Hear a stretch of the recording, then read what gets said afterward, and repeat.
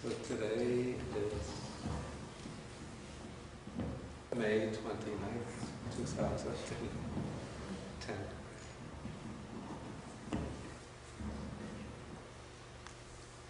Okay, we start. Is this working all right? Okay, we start with the homage to the Buddha. Namo tassa bhagavato arahato samma sambuddhassa. Namo tassa bhagavato arahato samma sambuddhassa. Namo tassa bhagavato arahato samma sambuddhassa.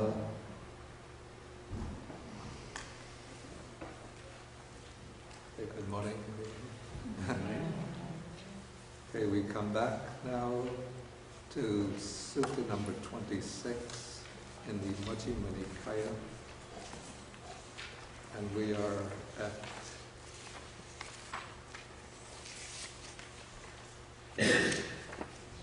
page 260, and this will be paragraph number 19. And if you remember, 2 classes ago, we dealt with the enlightenment of the Buddha as explained in this sutta, which is stated very simply,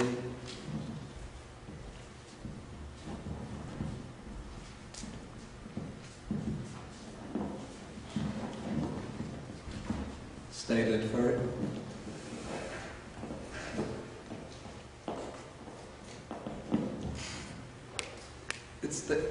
very simply, very concisely. This would be in the previous paragraph on page 259. He says here, very simply, being myself subject to birth, having understood the danger in what is subject to birth, seeking the unborn supreme security from bondage, nibbana, I attain the unborn supreme security from bondage, nibbana. Same thing with aging, sickness, death,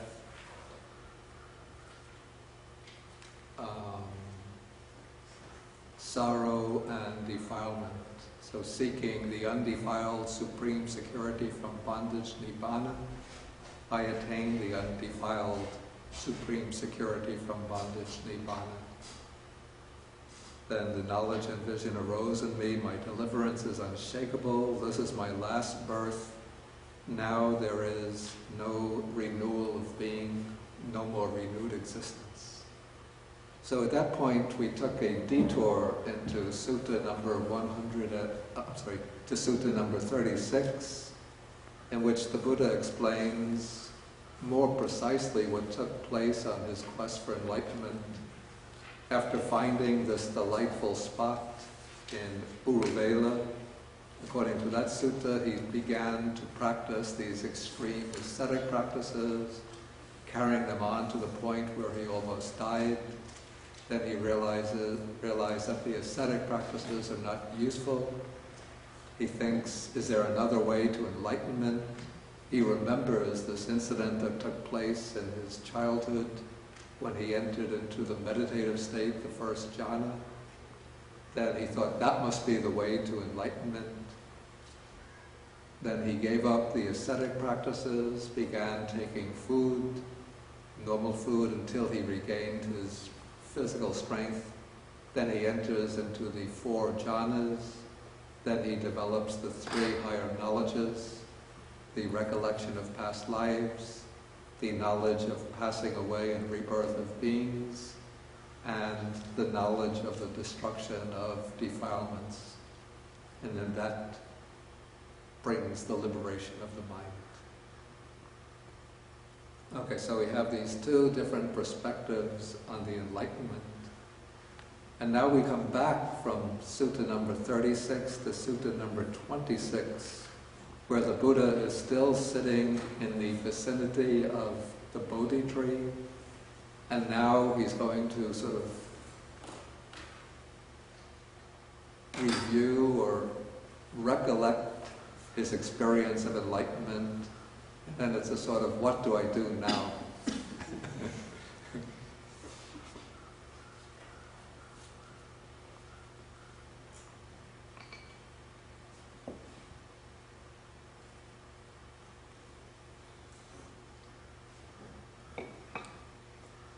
I had a friend who summarized very concisely what is the difference between an arahant and a bodhisattva. An arahant is always thinking, what do I do now? And the bodhisattva is always thinking, what do I do next?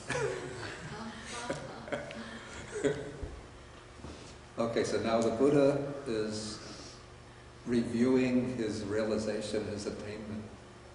So he says, I consider this Dhamma that I have attained is profound, hard to see, hard to understand, peaceful and sublime, unattainable by mere reasoning, by mere logic.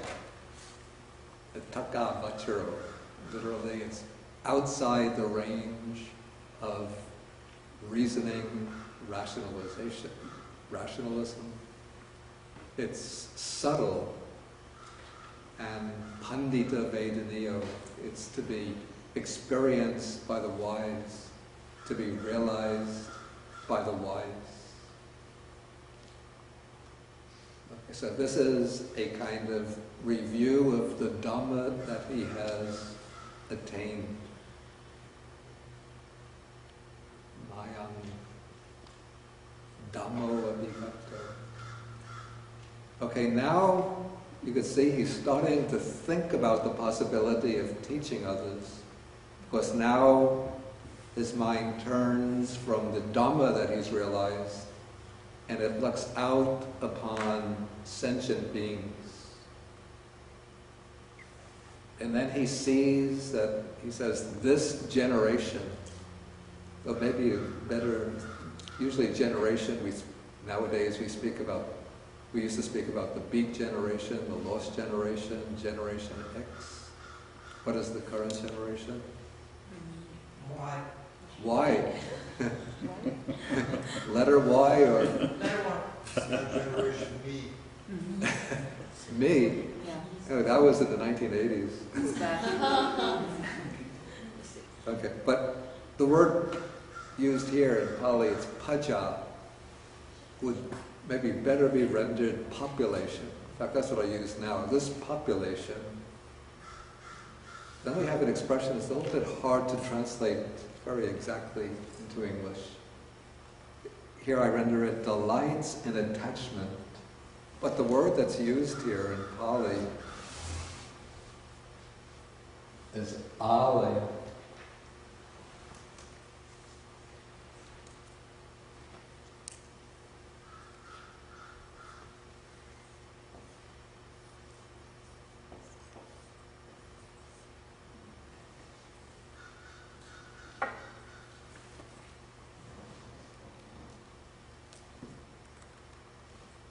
Which has several implications or sort of dimensions of meaning.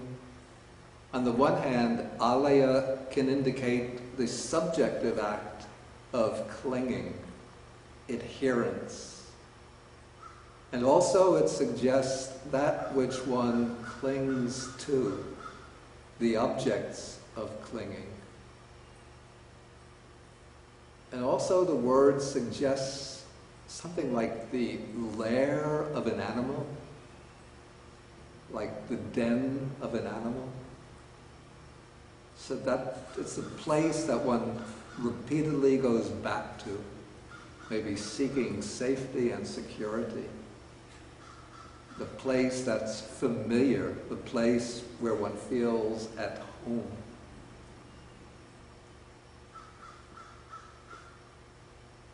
And so we could say that from the Buddha's perspective here, this population, that means especially the human population, in other words, us,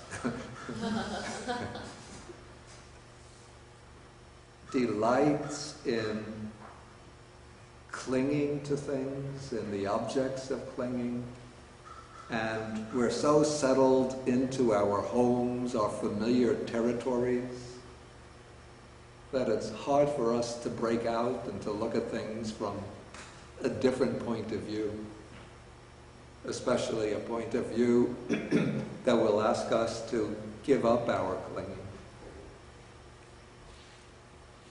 So this population delights in attachment, takes delight in attachment, rejoices in attachment. And now, this is a very important statement because this is going to show us what the Buddha realized through his enlightenment. He says, and what is that Dhamma that the Buddha just referred to in the previous sentence? The Dhamma that's profound, hard to see, and hard to understand. Here we see that this Dharma has two aspects to it.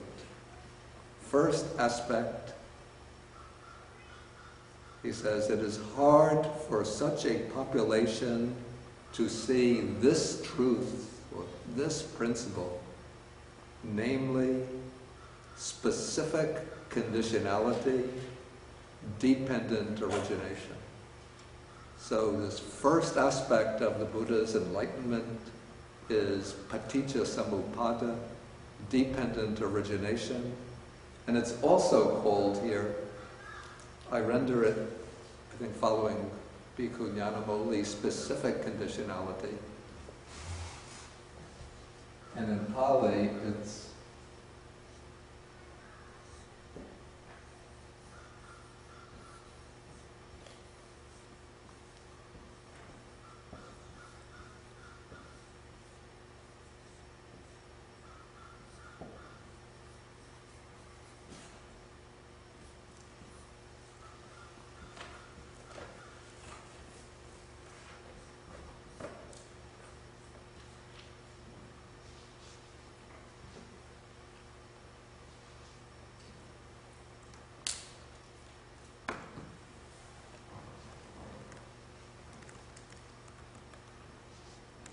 Pali, it's called idapachayata, which this is a compound that's made up of a prefix idam, which simply means this. Pachaya means condition, and the ta at the end turns it into an abstract noun. Something like the English word nis, or ship, or hood.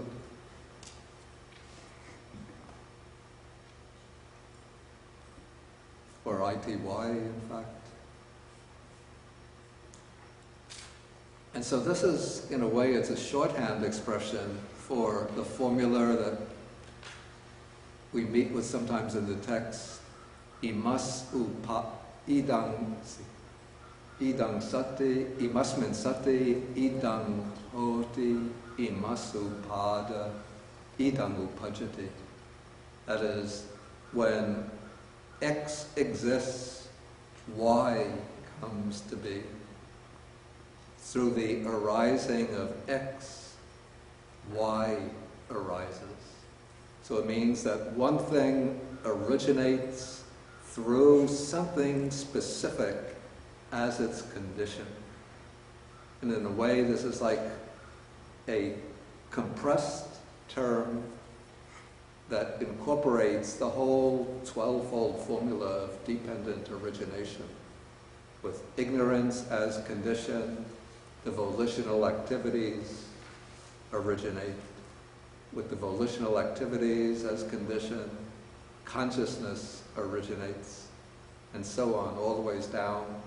With birth as condition, there is old age, death, sorrow, lamentation, pain, grief, and despair.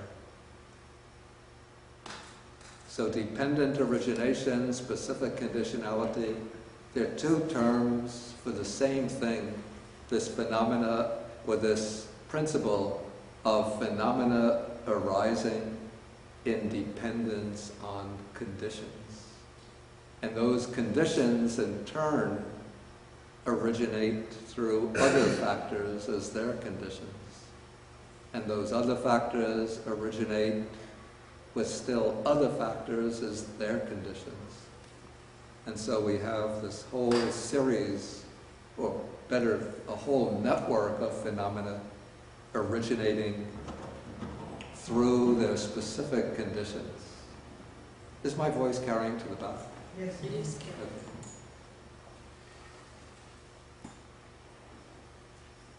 Okay, so we could say that is one part of the Buddha's realization. Then the other part, the counterpart to this, is indicated by the next sentence. He says, and it is hard to see this truth, or this principle, namely the stilling or quieting down of all formations, all volitional formations, all volitional activities, the relinquishing or giving up of all acquisitions, everything that we acquire and hold to has to be relinquished and given up. The destruction of craving, dispassion, cessation, nirvana. So that is the other side. So we have, on the one hand, that principle that lies behind the continuation of the cycle of samsara, the round of birth and death, and that is dependent origination. Phenomena originating dependent on other phenomena. Now in the Sutta number 36, we saw the Buddha expressed his realization in terms of the Four Noble Truths. So if we take this side of specific conditionality or dependent origination, we can see in this the first two Noble Truths. So, craving, ignorance, clinging, karmic activities, those are all expressing the second Noble Truth, the truth of the origination of suffering. And then the results like birth, old age, and death, that is expressing the truth of suffering. And then in the second statement, where we have the series of terms, all are just synonyms for Nibbana, we have the third Noble Truth. And then what's not stated here, but implied by the third Noble Truth, is the path to Nibbana. That is, the Noble Eightfold Path. Okay, so now the Buddha is reflecting on these two aspects of his realization. And then he thinks to himself, if I were to teach the Dhamma, others would not understand me. And that would be wearying and troublesome for me. And then he expresses the same idea in verse. He says, enough with teaching the Dhamma that even I found hard to reach, for it will never be perceived by those who live in lust and hate.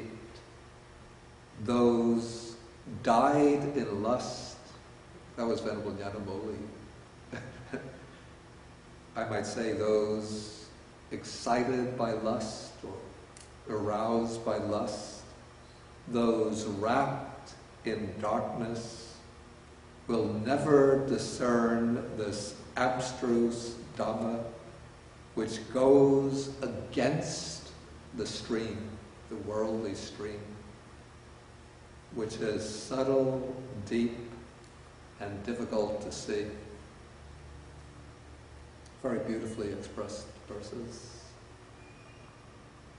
Okay, then the Buddha now, he's reflecting again and again. Probably he was thinking of this not just once, but throughout the day, or maybe several days.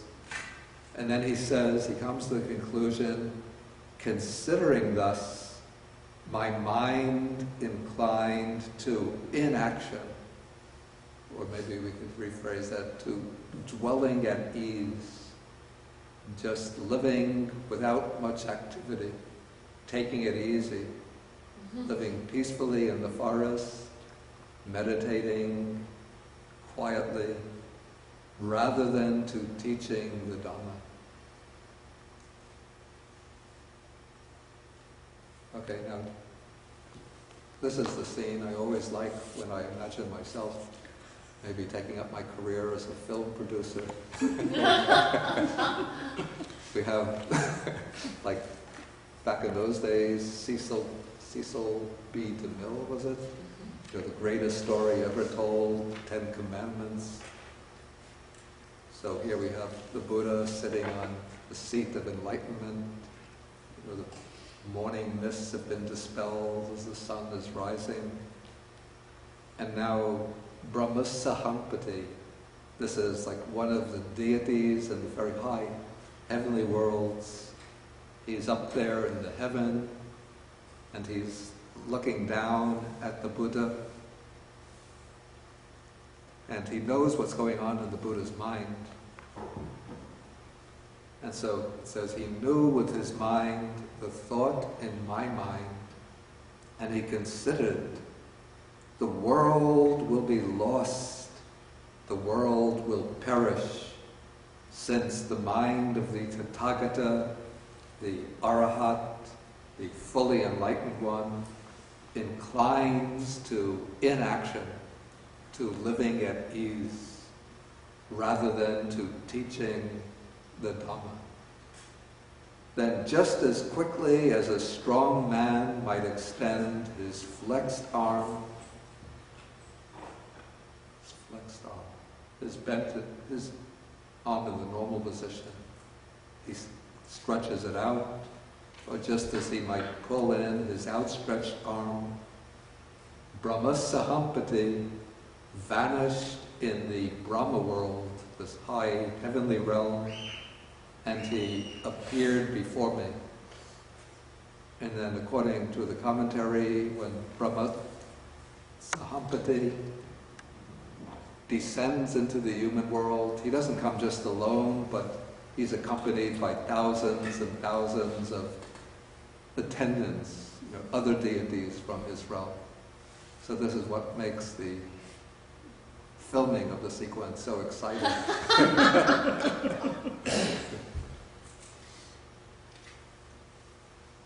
Okay, now Brahmasahampati, as we said, he is regarded as one of the high divinities in the Buddhist picture of the universe. But when he comes to the Buddha's presence, he's like a good, pious lay devotee.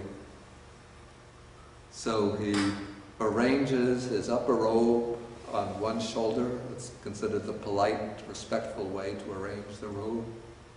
Then he puts his hands together in a respectful salutation. This is what they call Anjali in India. So holding his hands up like this towards the Buddha. According to the same version of the sutta in the Samyutta Nikaya, he bends down with one knee on the ground, and then he says to the Buddha, he's sort of pleading with the Buddha now. Yeah, he says, cut camera.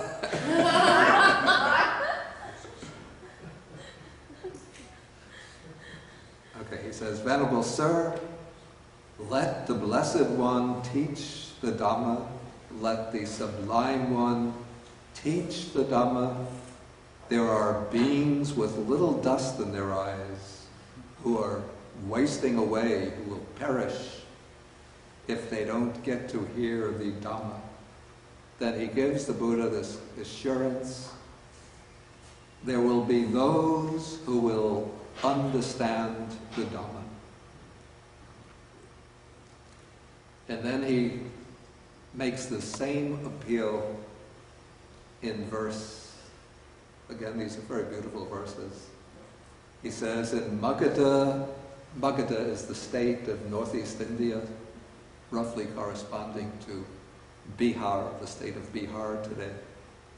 He says, in Magadha there have appeared till now impure teachings devised by those still stained. Open the doors to the deathless. Let them hear the Dhamma that the stainless one has found. Just as one who stands on a mountain peak can see below the people all around, so, O wise one, all-seeing sage, ascend the palace of the Dhamma. Let the sorrowless one survey humankind, this human population, engulfed in sorrow, overcome by birth and old age. And again, now he gets very emotional. He says, arise, O victorious hero, caravan leader, debtless one, and wander in the world. Let the Blessed One teach the Dhamma. There will be those who will understand. Okay, so now Brahmasahampati has delivered his message, and now the Buddha doesn't immediately consent to teach, but after he listens to Brahma's entreaty, then he says, out of compassion for living beings, I surveyed the world with the eye of a Buddha. This would be like a special kind of faculty of spiritual vision by which the Buddha can now look out over the world and see into the minds of sentient beings. You can see their potentials, their karmic accumulations, their qualities, faculties, dispositions, and so on. And so then he says, when I surveyed the world with the eye of a Buddha, I saw beings with little dust in their eyes and with much dust in their eyes. Those with keen faculties and dull faculties, with good qualities and with bad qualities, those who were easy to teach and hard to teach, and some who dwelt seeing fear and blame in the other world. I think this means those who see the danger even in any kind of rebirth, even in a heavenly realm. And then he illustrates this with, again, it's a very beautiful simile, a simile of a pond of lotus flowers. Just as in a pond of blue, red, or white lotuses, some lotuses that are born and grow in the world thrive underwater and don't rise up from the pond.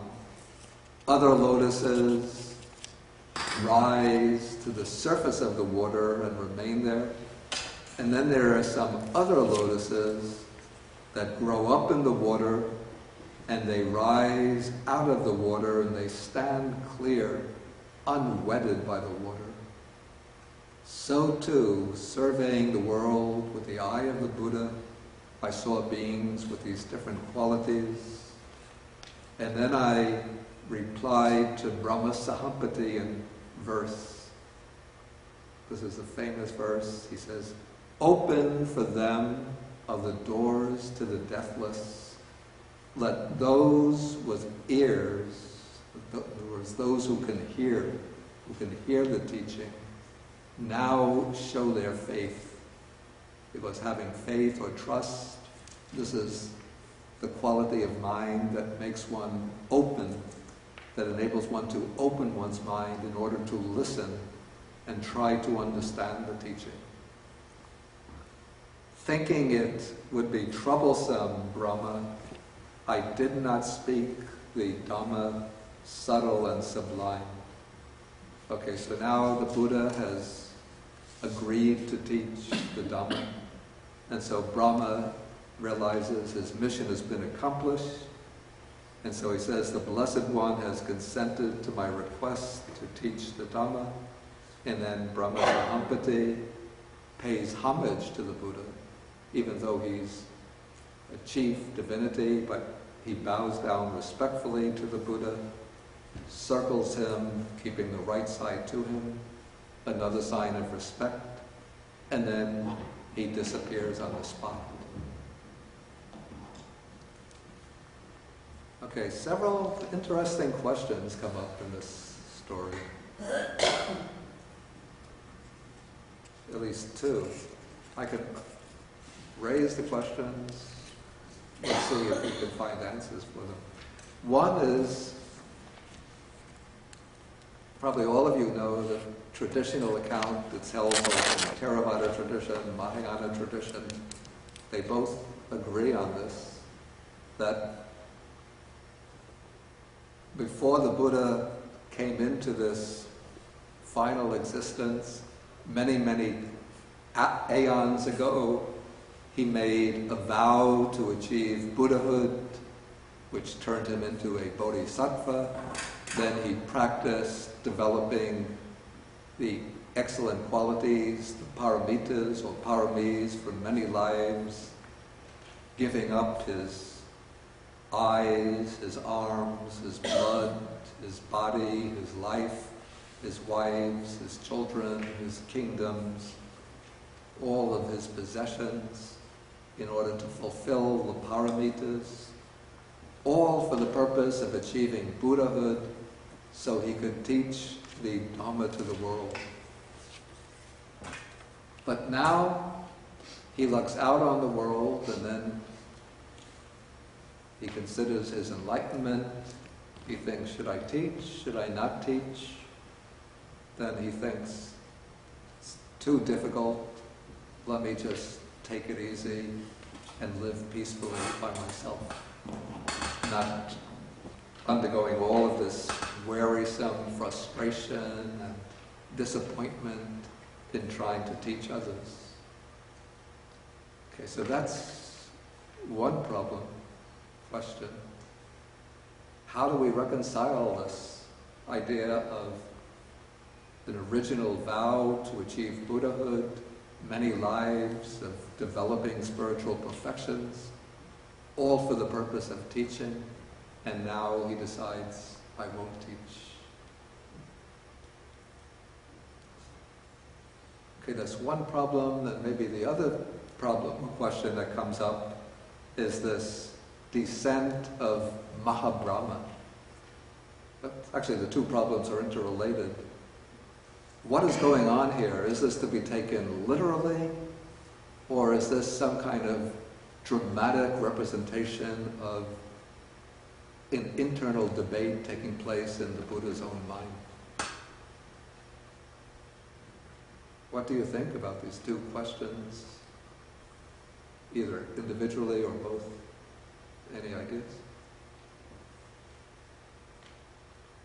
Okay, Freya, if you can put your... There's several things.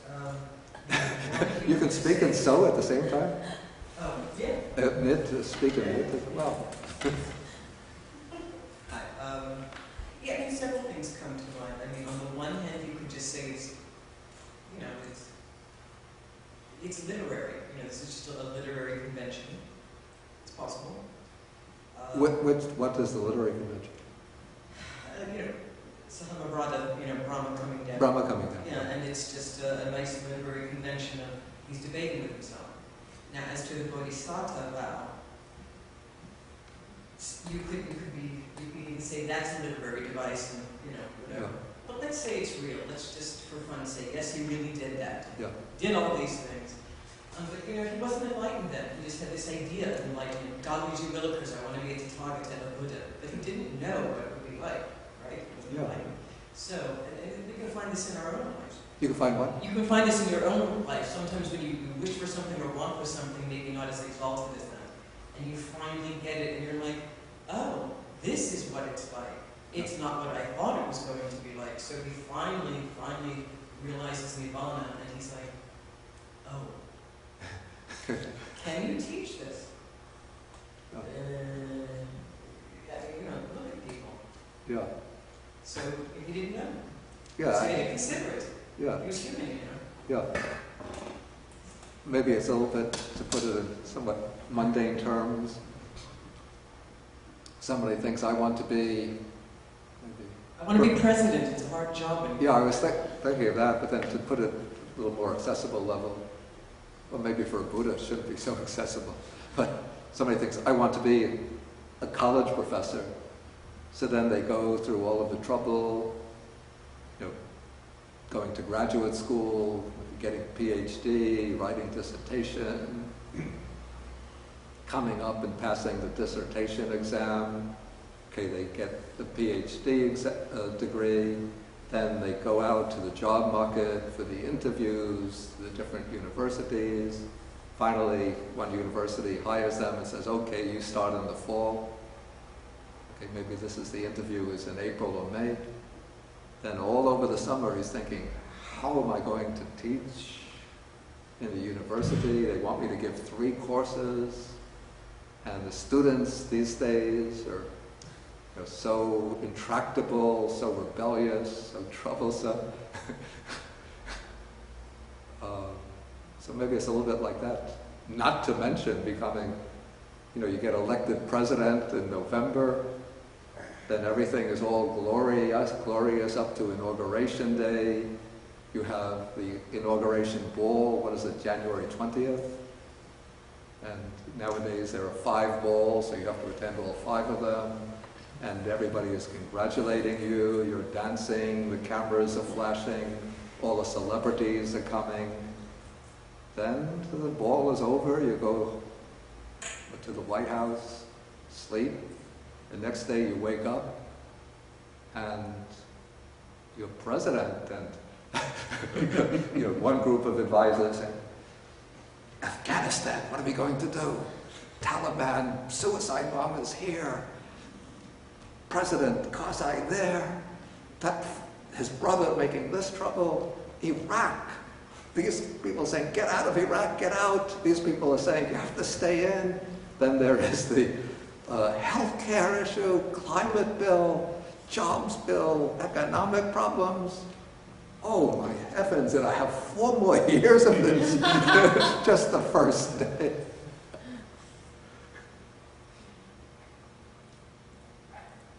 Yeah, but those are good ideas.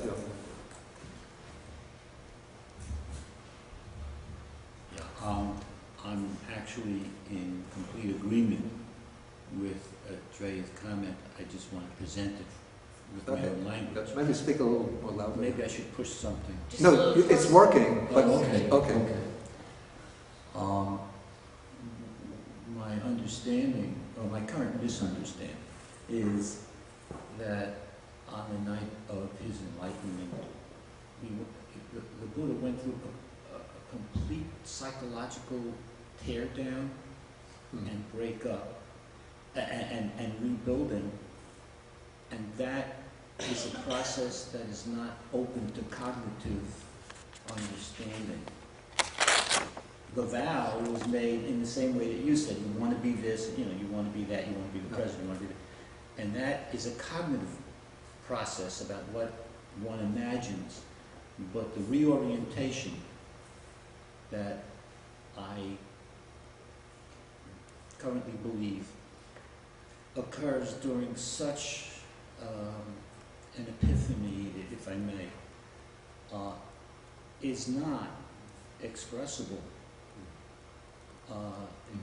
by definition, I think. Yeah. And so that could account for taking a while to integrate. And during that integration period, the cognitive part starts coming back and says, oh yes, this is what I've been preparing for. And then it can be it can be dealt with that way. So moving on to the Brahma Sahampati appearance, I would have had a different opinion years ago, but my current opinion is that to ask whether this is a literary device or not asks me to have an opinion about cosmology, which is not what my practice is. You mean your practice is not concerned with whether... I have no answer to those questions, Yeah. nor are they the ones that concern me. Yeah. Okay, but I'm just asking, how are we to understand, even though it might not concern you, Both ways. Yeah, I'm still asking, how are we to understand the appearance of Brahma Sahampati here? It is, if I may, Yeah, both may be true, and I don't know. yeah. Okay, so let's see if Susie is. I constantly bring my early upbringing with me, but I think of the book, St. Thomas's Dark Night of the Soul. St. John of the Cross. St. John of the Cross, Yeah. excuse me. St. Thomas, I don't know where he came from. The Dark Night of the Soul, which parallels the having to let go. The first dark night is letting go of material things, and the second dark night is letting go of thought and opinion. Yeah, And they culminate in this awakening idea. yeah, It's similar. But I also was thinking the famous last temptation of Christ idea, just this is the last threshold to break through. That's a different image in that, but the last threshold of finally achieving Buddhahood, understanding what it actually means, as Andre said, which to me was like, oh yeah, I get it. Understanding what it really means and what it will entail, and then making that last effort. yeah, But in the second, is Brahma an internal debate? If we're just playing around here with ideas, the jihad in the Muslim tradition, the true jihad is the conflict within oneself. yeah, And it's a similar idea again in Christianity, and with St. Teresa's interior castle of going inward, going inward, going inward. And it feels very much to me like it's an internal debate. I mean, I vote on that side. yeah. That it's that Okay, this so is you wouldn't take it literally? I don't take it literally, Okay. but although I take it absolutely that it's going on inside. Okay. What's actually interesting, you mentioned the last temptation. Okay, in this passage we have the Buddha on his own inclining not to teach, and Brahma comes to the Buddha to persuade him to teach. Now there's a passage that comes in the Mahaparinibbana Sutta. Yeah, please turn off cell phones, otherwise I have to reshoot many scenes. Okay, there's a passage that comes in the Mahaparinibbana Sutta where the Buddha is speaking to Ananda, and he's speaking about an incident that took place right after his enlightenment. It doesn't come in other suttas. In this passage, as the Buddha relates it, he says after his enlightenment, Mara came to him and said, "It's enough, Lord, that you've gotten enlightenment. Don't teach the Dhamma. Just pass into final nirvana." And then at that point the Buddha says, stop Mara,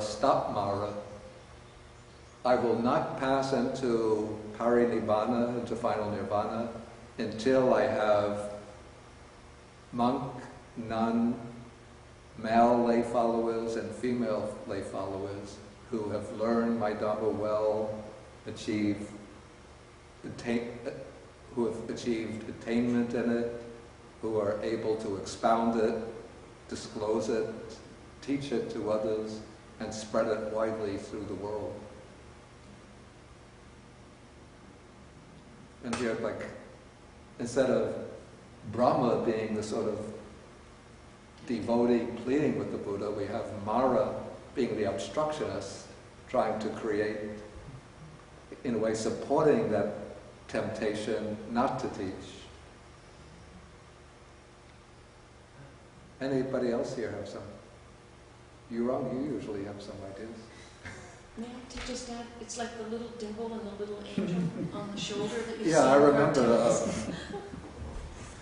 it was in the cartoons that we used to see as kids. Is it Pluto the dog? Is that Mickey Mouse's dog? That's Mickey Mouse's dog, yes. Pluto. Pluto. Mickey Mouse gives some instruction to Pluto, like, don't chew on the furniture or something like that. Then the two little Plutos come on his shoulder. One is like with the wings and the halo and says, follow your master, don't chew on the furniture, you'll be a good dog. Then on the other shoulder there's the a little version of Pluto with the horns and long tail. And he says, don't listen to that guy. Chew on the furniture, doesn't matter. It's fun. Okay. What's confusing to me is it seems to be like an underlying debate. Because the way I understand is that the Buddha is omniscient, so when he already knows there are beings that are capable of being taught, you know? Wait, I didn't quite catch what you... We put the... okay. He ends up teaching to the ascetics that he was practicing with. So when he had already known through his eye wisdom that there are beings that are right for being taught, it seems that Rama coming to teach him kind of discredits his enlightenment, because for one, I didn't think that Deva's so-called samsara were capable of understanding the light being's mind. And I feel he would already have knowledge of that without a being stuck in samsara needing to tell him that there are beings that are right. So what do you think about that?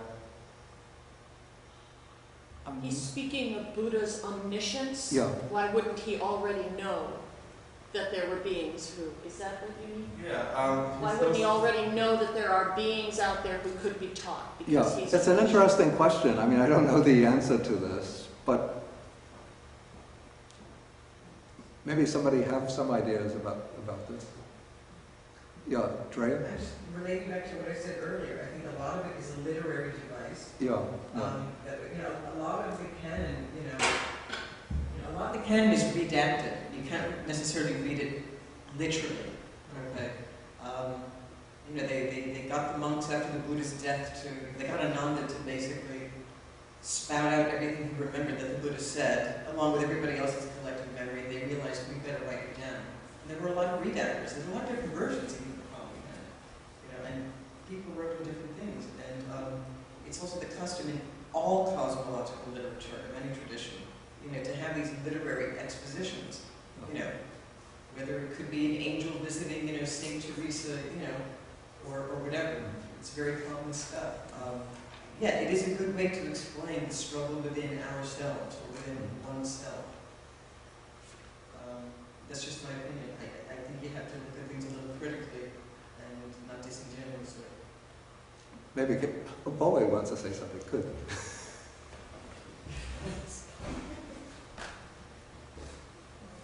Mine's not an answer, it's a question instead. Is it possible because the vow of Bodhisattva, the Buddha made in the past, still have the momentum, just like his 5 aggregates, that continues to exist even after his enlightenment? So if the Buddha stopped at the moment of his enlightenment,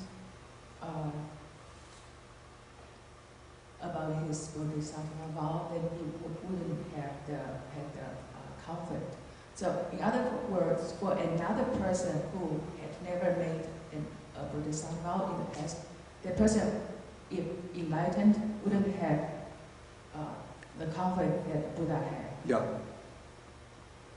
So you say a person who hadn't made the Bodhisattva vow might have had that conflict. Yeah, because that seed, that if we put it in that term, that seed continue to exist. He has to eradicate that seed. It's just like there's the remaining momentum of that vow?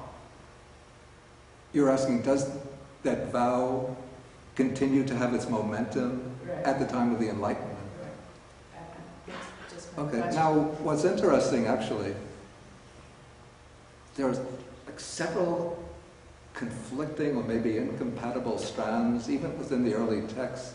First, we don't find in the very early canon, the Nikayas, any statement that the Buddha in a past life made the Bodhisattva vow and then practiced paramitas over many lives to become a Buddha. This we start to find, it probably already comes in before the rise of Mahayana Buddhism, but in the period where maybe over several generations after the Buddha's passing away. So within the Pali tradition, the earliest texts that speak about that Bodhisattva vow would be texts like Buddhavamsa, Charya Pitaka, which maybe date from about even 3rd century, 2nd century BC. So on the one hand, we don't find explicit mention of a bodhisattva vow and the fulfillment of perfections. But now on the other hand, there are some texts which suggest, again, this could be a literary device, that the Buddha, before his enlightenment,